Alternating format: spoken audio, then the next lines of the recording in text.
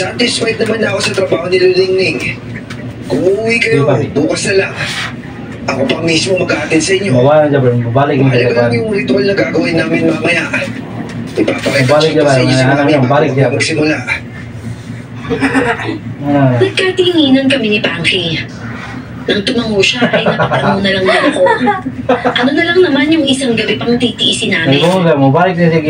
Pero hindi ko naman naisip na yun na din pala ang gabi na sasamantalahin ni Richard.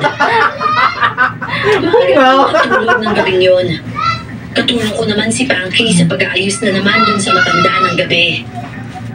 Wala na din naman akong ginawa dahil intact naman ang makeup niya. Pero pakiramdam ko, ang bigat-bigat pa din ang katawan ko. Nakakapangina na kasi ang nagsisimulang amoy na galing na sa banda. Nagsisimulang